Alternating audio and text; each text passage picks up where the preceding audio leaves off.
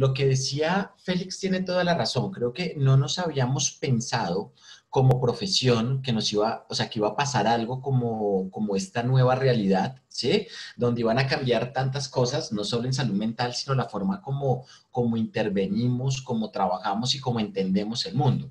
Entonces, hemos pensado con Félix hacer un entrenamiento y algo que me encanta un poco de Félix y por eso siempre lo acompaño en todos estos proyectos, es que Félix siempre se ha interesado mucho en que busquemos los mejores protocolos, como lo mejor que haya en el mercado, qué es lo que se ha hecho que esté mejor rankeado científicamente. Pues quisiéramos entrenarlos en algunos protocolos de intervención rápida, ¿sí? Algunos protocolos de intervención en crisis rápida que se podrían hacer incluso de modo virtual o de manera presencial. Tenemos un tema y es que yo creo que esto no es raro para muchos de ustedes. Yo creo que muchos de ustedes tal vez ya se han informado en atenciones en crisis. ¿Sí? Seguramente muchos de ustedes ya se han formado en este tema, pero generalmente, o no sé cómo lo han vivido ustedes, los cursos que yo he tomado de atención en crisis, ¿sí? Y ya lo vamos a llevar con ese tema de la virtualidad. Generalmente cuando yo he recibido formaciones en atención en crisis, siempre me forman como en las atenciones en crisis los peores escenarios. ¿Qué hacer cuando alguien se va a quitar la vida? ¿Qué hacer en caso de una emergencia cuando alguien dice, me estoy lastimando? A mí me parece súper importante formarse en esos protocolos, pero pues seamos sinceros. ¿Cuántos de ustedes que atienden pacientes, cuántas veces han tenido que atender casos de suicidio? Tal vez algunos, sí, pero no creo que sea la generalidad en muchos de nuestros trabajos, a menos de que trabajemos en una línea de reacción, sí, donde todo el día tenemos que trabajar situaciones de este estilo. Entonces, a veces asociamos la crisis con el evento de quitarse la vida, pero pocas veces asistimos a entrenamientos donde, ejemplo, cuando yo me formaba en crisis, los entrenamientos que yo he tomado desde hace muchos años, cuando yo iba a formarme en crisis, yo decía, oye, pues chévere saber qué hacer con alguien que se quiere quitar la vida, pero a mí lo que generalmente me pasa en la práctica es que tengo pacientes que llegan bajos de ánimo, que se ponen a llorar en consulta, que no quieren continuar con el proceso, que quieren desertar. O sea, esas son las crisis con las que yo trabajo todo el tiempo y son crisis, pero como no es la crisis macro, ¿sí? Entonces muchas veces no nos forman en esas crisis. Yo lo que quisiera es que nos formáramos en 4 técnicas. Primero que entendiéramos un poco este nuevo escenario de la telepsicología, cuáles son los nuevos retos, ¿sí? ¿Cuáles son estas nuevas percepciones que tenemos sobre la intervención desde la telepsicología y que nos formáramos en 4 protocolos, ¿sí? Estos 4 protocolos son 4 de los mejores protocolos, ¿sí? A nivel internacional que están rankeados para atención en crisis, ¿sí? Entonces, les cuento, quisiera formarlos en 4 protocolos. Primer protocolo, validación emocional. La validación emocional es un protocolo que tú lo haces entre 20 y 25 minutos, ¿sí? O sea, no es un protocolo que te va a coger toda una consulta, pero es un protocolo que va de 20 a 25 minutos y está encaminado en regular una persona, en lograr tranquilizar una persona. Luego les voy a contar un segundo protocolo que se llama, que son los protocolos de reguladores fisiológicos. Entonces vamos a hablar de cómo regular, es otro protocolo que dura más o menos 30 minutos y está también encaminado en cómo tranquilizar a una persona que esté en un nivel de crisis un poco más alto, ¿sí? Por lo menos les cuento, estos reguladores fisiológicos, los reguladores fisiológicos son protocolos que yo he tenido la oportunidad de aplicar aquí en Colombia en situaciones de crisis como desastres naturales, en eventos complejos de atentados, digamos en situaciones complicadas donde la persona está desbordada y yo necesito tranquilizarla rápidamente.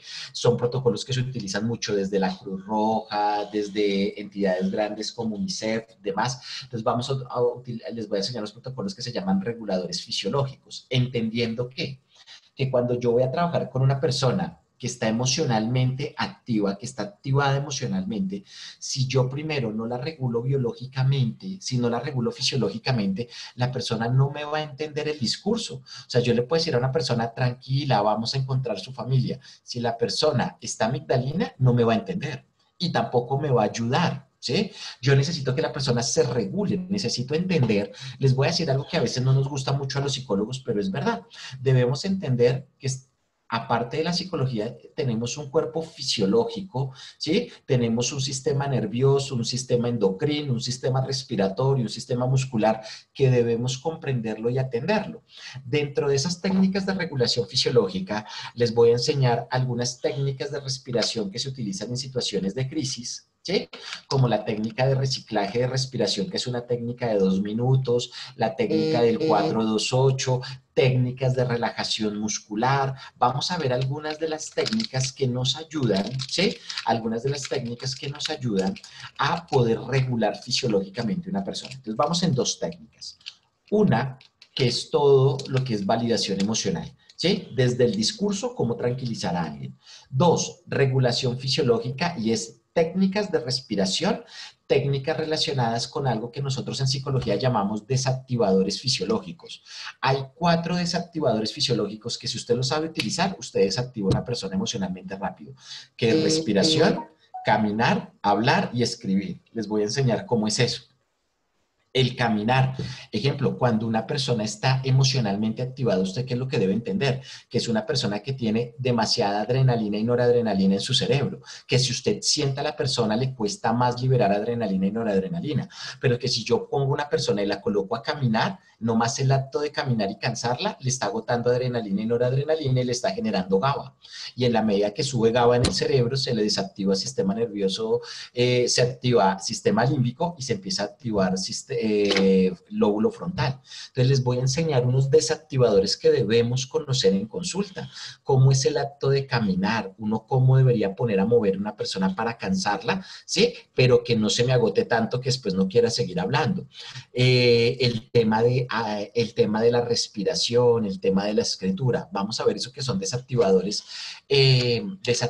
fisiológicos dentro de este segundo protocolo. El tercer protocolo es un protocolo que se llama modificación de pensamientos. Muchas personas que están en crisis desarrollan algo que ustedes ya conocen como ideas irracionales. Quien mejor habló de las ideas irracionales fue un psicólogo que se llamaba Albert Ellis, con su terapia de terapia racional emotiva. Albert Ellis decía, las ideas irracionales son ideas que obviamente no son reales, pero que uno generaliza, como cuando yo digo, es que siempre me va mal, es que todas las mujeres son infieles, es que no importa, son ideas que están tan arraigadas en mi cerebro, son ideas que están tan arraigadas en mi arquitectura de pensamiento que yo ni siquiera las negocio. ¿Sí? Entonces, muchas veces cuando las personas están en crisis, esto es lo que presentan. Entonces, les voy a enseñar un protocolo de los muchos que hay de modificación de pensamiento, el protocolo que mejor rankeado está de modificación de pensamiento en casos críticos. Entonces, es un protocolo pequeño, porque luego hay unos protocolos grandes para situaciones más complejas. Este es un protocolo que está alrededor de los 40 minutos, que se compone de 5 pasos, que se llama modificación de pensamientos. Entonces, mire que vamos en 3 protocolos. Primero, validación emocional. Segundo, regulación fisiológica. Tercero, modificación de pensamientos. Y cuarto y último protocolo se llama líneas de atención o rutas de ayuda. ¿Sí? Y es que vamos a entender que muchas veces la mejor intervención es una buena remisión. ¿Sí? Entender que es una línea 1XY. Las líneas 1XY son líneas de 3 dígitos que están en todos los países y son líneas de reacción. Entonces vamos a tratar de entender qué líneas de reacción tienen ustedes, para qué sirve una línea de reacción, cuáles son algunas de las rutas que uno debería saber. ¿Sí? Ejemplo, sí, rutas que deberíamos saber todos los psicólogos. Y eso está muy arraigado también a las políticas públicas. ¿Cuál es la ruta para situaciones de suicidio? ¿Sí? ¿Qué hacer cuando un paciente me dice que se quiere quitar la vida? Aparte de la intervención, ¿cuál es la ruta legal que yo debería hacer como psicólogo? ¿Qué hacer cuando me dicen, tengo un niño que parece que fue abusado sexualmente por el papá? O sea, hay unas rutas que no solo nosotros deberíamos saber de psicología, sino que deberíamos tener algunos conocimientos básicos de legalidad y derecho, porque hay cosas hasta donde podemos llegar y otras cosas que no podemos hacer, ¿sí? Entonces vamos a tratar de ver cómo funcionan las líneas de ayuda, cómo funcionan las rutas de intervención. Como les digo, uno a veces no tiene que atender todo. pero qué bueno cuando usted sabe remitir, ¿sí? Porque es que el problema es cuando un psicólogo no sabe de algo y me atiende, pero qué bonito es cuando un psicólogo me dice, mira, yo no manejo directamente esto, pero hay una ruta de atención que es la que tú debes emprender y es esta, esta y esta. Entonces, cuando nosotros incorporamos a las personas en las rutas de atención, ¿sí? Nacionales, legales, pues esto también ayuda al tema de intervención para muchas personas. Entonces, lo que vamos a ver es eso. 4 protocolos de intervención dirigidos a casos de crisis que usted podría hacer de manera presencial o desde la virtualidad. Y obviamente, a partir de todo eso, pues lo que les decía, vamos a hacer una revisión fuerte sobre la virtualidad. ¿Qué cosas debemos estar manejando los psicólogos ahora desde la virtualidad? La virtualidad vino con una cantidad de cosas y es que, ejemplo, los psicólogos ahora no solo debemos tener herramientas clínicas, sino que también debemos saber herramientas básicas a nivel de tecnología. Miren, hay un caso que lo hemos estado analizando mucho aquí en Colombia con el Colegio Colombiano de Psicólogos y es que, ¿qué pasa cuando un psicólogo no sabe encriptar información? No es que les vaya a enseñar a encriptar, pero vamos a hablar de información, vamos a hablar de algunas cosas de estas, de la importancia o de cosas que debemos saber los psicólogos. No sé si ustedes sabían, pero correos electrónicos como Gmail y Yahoo no borran los correos.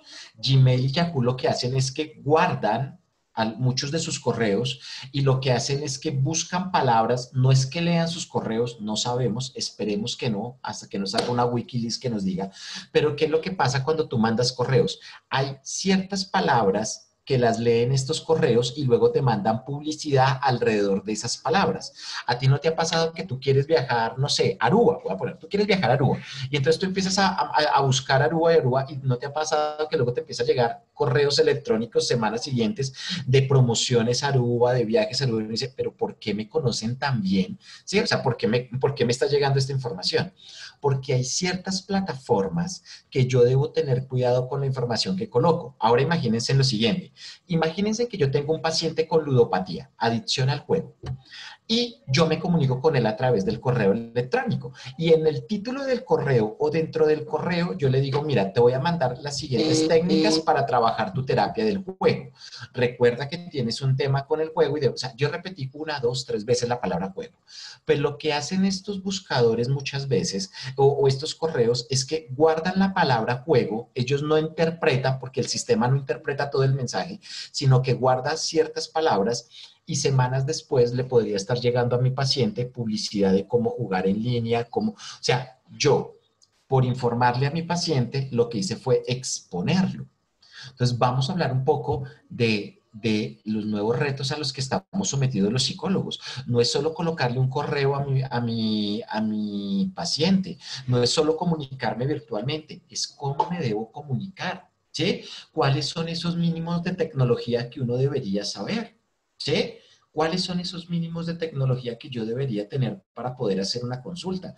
Porque en mi afán de ayudarlo, podría estarlo exponiendo. Entonces, sobre esos temas son los que quiero que trabajemos. 4 protocolos de intervención y que nos demos el permiso un momento de reflexionar sobre todo el tema de la virtualidad. ¿Cuáles son esas mínimas cosas que nosotros deberíamos conocer ahora? Bueno, pues bueno, eso es parte de, no sé si tienen preguntas o dudas que me quieran hacer y por supuesto las vamos resolviendo.